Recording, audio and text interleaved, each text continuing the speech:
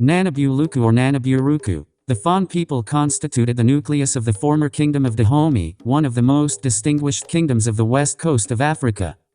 Culturally and linguistically, the Fon belong to the Aja group. In the Fon cosmology, Nanabu-Luku is commonly known as the androgynous deity who represents the beginning, although it is difficult in Dahomean cosmology to speak of one absolute beginning. After reference to Nanabu-Luku has been made to the beginning, Nanabu-Luku does not appear in the story of the ordering of the world. Credit for the ordering goes to Nanabu-Luku's progeny, Maulisa. Indeed, according to Herskovits, there is no specific cult of Nanabu-Luku in Dahomey, although its preeminence in relation to all deities is recognized.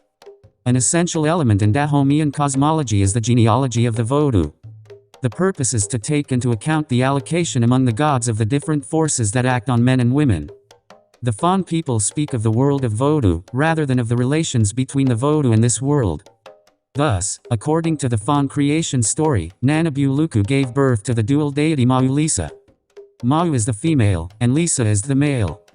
Mau is thought to be a Janus-like figure associated with the moon, and Lisa is associated with the sun. Their dual nature represents the complementary forces in the universe. Mau, the female, is fertility, motherhood, gentleness, and forgiveness, whereas Lisa, the male, is power, warlike strength, and toughness. The idea of twin beings personifies the equilibrium preserved between asymmetrical complements, which are the nature of the world. In the process of ordering the world, Maulisa is said to have cooperated and been aided by the deity Da.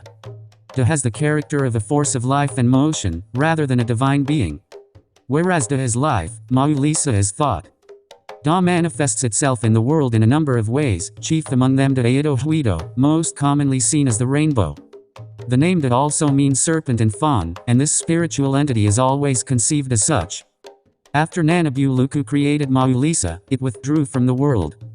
Maulisa went on to give birth to all the Vodou. Each of the Vodou born of Maulisa was given a domain of responsibility.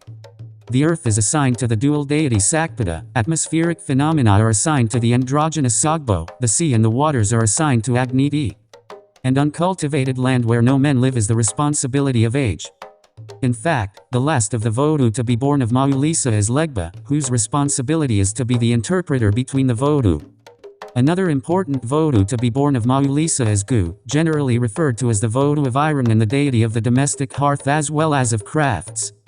Because many Yoruba and Fon men and women were taken to the Americas where they were enslaved, the veneration of Nanabu-Luku continued in the religious practice of Santeria. Otunji, Candomblé, Umbanda, Batuk, and Lukumi. In Santeria, Nanabu-Luku is an Orisha and is known as the essence of the moon. Nanabu-Luku is also the mother of the river, whereas Oshun is known as the queen of the river. Indeed, the continuity from Fon cosmology is apparent because Nanabu-Luku is also referred to as the grandmother of the Orishas.